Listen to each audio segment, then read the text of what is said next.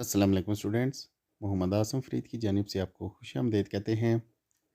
आज के इस लेक्चर में हम इकोनॉमिक्स का बहुत ही इम्पोर्टेंट टॉपिक जिसका नाम है ट्रेड साइकिल, उर्दू में इसको तिजारती चक्कर कहते हैं, इसकी डेफिनेशन हम देखेंगे और ट्रेड साइकिल के चार इम्पोर्टेंट फेजेस को देखेंगे। सबसे पहले हम ट्रेड साइकिल की डेफिनेशन कर लेते हैं। Trade cycle refer to the regular fluctuations in the level of national income. Trade cycle से मुराद आपके पास नेशनल इनकम यानी कि कौमी आमदनी में जो भी फ्लक्चुएशंस आती हैं, मतलब एक इकोनॉमी का जो सर्कल है, कभी उसमें उतार आएगा, कभी चढ़ाव आएगा, कभी उसमें बूम आएगा, कभी रिसेशन आएगा। तो वो फ्लक्चुएशंस यानी कि उतार चढ़ाव को आप तजारती चक्कर यानी कि ट्रेड साइकिल कह सकते हैं। इसके बाद हम इसकी अगर देखें, फेजेस को देखें, तो बेसिकली आपके पास ट्रेड साइकिल की चार फेजेस होती हैं। आप ग्राफ से देख सकते हैं।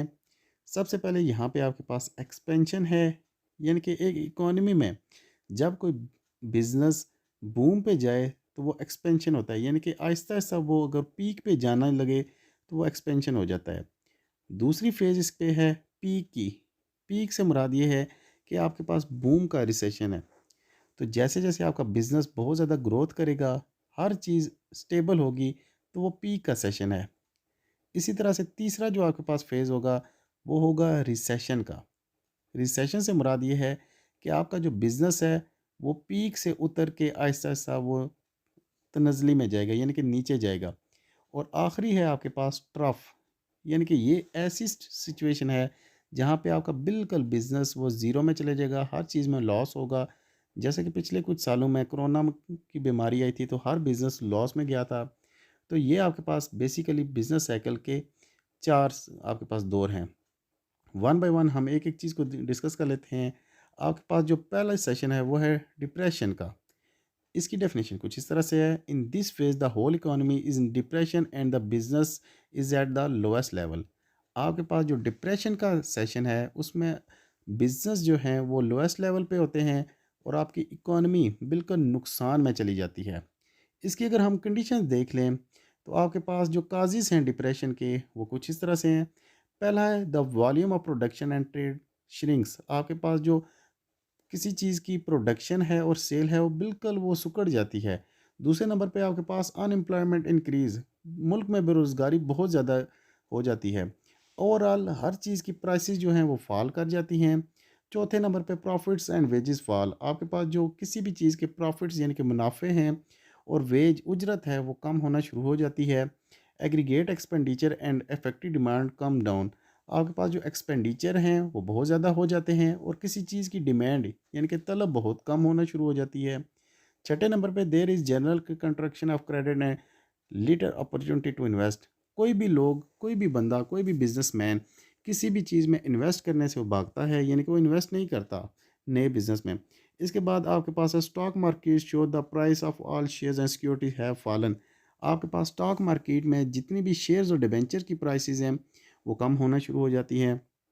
और लास्ट आपके पास इंटरेस्ट रेट जो है वो आपके पास वो डिक्लाइन होना शुरू हो जाता है। बैंक हो गया, कोई भी इदारा हो गया, इंटरेस्ट रेट जो है वो बहुत ही कम देगा। दूसरे नंबर पे जो आपके पास ट्रेड साइकिल की स्टेज है वो है रिकवरी। उर्दू में इसको आप बहाली कहते हैं। This phase is also known as expansion. इस फेज़ को आप एक्सपेंशन भी कह सकते हैं। The depression period of trade cycle and in the recovery period. आपके पास जो डिप्रेशन का सेशन है वो जब ख़त्म होता है तो आपके पास रिकवरी आ जाती है। The economic situation has now become favourable. आपकी जो इकोनॉमिक की कंडीशन है वो आहिस्ता आहिस्ता फेवरेबल में चली जाती है, यानी कि आपका जो बिज़नेस है आहिस्ता आहिस्ता तरक्की करना शुरू हो जाता है। Money is cheap and so are the other material and the factors of protection. जो मनी है वो बहुत ज़्यादा उस पर एक्सपेंडिचर हैं वो कम होना शुरू हो जाते हैं और प्रॉफिट आहिस्ता आहिस्ता बढ़ना शुरू हो जाता है। Productivity activity has been increase. आपके पास जो प्रोडक्शन है वो आहिस्ता आहिस्ता ज़्यादा होती है, क्योंकि डिमांड ज़्यादा होगी तो प्रोडक्शन ज़ाहिर सी बात है आपने ज़्यादा करनी है। The entrepreneurs have now sufficient financial backing. जो आपके पास मालकान हैं, जो तंजीम है बिज़नेस की, वो आहिस्ता आहिस्ता अपने रिसोर्स को यूटिलाइज़ करेंगे। Construction and allied industrial are receiving order and employing more workers. जो आपके पास इंडस्ट्रियल सेक्टर है और कंस्ट्रक्शन सेक्टर है वो आहिस्ता आहिस्ता से ज़्यादा प्रोडक्शन करेगी, दस creating more income and employment. इसी तरह से मुल्क में एम्प्लॉयमेंट यानी कि रोज़गारी और इनकम जो है वो इंक्रीज़ होना शुरू हो जाएगी। तो ये आपके पास दूसरी स्टेज है जिसको आप रिकवरी कहते हैं। तीसरे नंबर पे है आपके पास बिज़नेस चला जाएगा बूम में, यानी कि ग्राफ में आपने जो पीक का सेशन देखा था वो था आपके पास बूम। बूम और peak is the turning point of the trade cycle. It is the highest point of economic recovery. आपके पास जो बूम है यानी कि आपके पास एक ऐसी स्टेज जहाँ पे आपका बिजनेस बहुत ज़्यादा बेनिफिट में चला जाता है। इसकी जो फीचर्स हैं कुछ इस तरह से हैं आपके पास। पहला फीचर है आपके पास large number of production and trade. आपकी जो प्रोडक्शन है और जो तजारत है बहुत ज़्यादा होती है। हाई लेवल ऑफ एम्प्लॉयमेंट होती है आपके पास, यानी कि जॉब अपॉर्चुनिटी बहुत ज़्यादा हो जाती है। ओवरऑल राइजिंग प्राइसेस, हर चीज़ की प्राइस बहुत ज़्यादा होना शुरू हो जाती है। Rising structure of interest rate आपका ज़्यादा हो जाता है। Large expansion and credit and borrowing, आपके पास जो लेंडिंग एंड बोरविंग की सिचुएशन है बहुत ज़्यादा तेज़ होना शुरू हो जाती है। Large expansion of high level of investment, हर बंदा इन्वेस्टमेंट करना चाहता है। इसके बाद है आपके पास ये rise in wages and profit. आपके पास जो उजरत है और जो प्रॉफिट है वो ज़्यादा होना शुरू हो जाता है। Operation of economy eight optimum capacity, आपके पास जो इकोनॉमी है हर चीज़ को बहुत ज़्यादा प्रोड्यूस वो करना शुरू कर देती है। इसके बाद जो नेक्स्ट सेशन आपके पास आएगा वो है आपके पास लास्ट है, उसको कहते हैं आप रिसेशन। यानी कि हर जो आपके पास बिजनेस बहुत ज़्यादा पीक पे जाएगा, वक्त गुजरने के साथ साथ वो रिसेशन में चला जाएगा। यानी कि एक ऐसी स्टेज जहाँ पे आप उसकी प्रोडक्शन, किसी चीज़ की प्रोडक्शन कम करेंगे, वेज रेट और प्रॉफिट वो कम होना शुरू हो जाएगा। इसके भी एक दो पॉइंट को देख लेते हैं हम। It is the sharp slow down in the economy activity.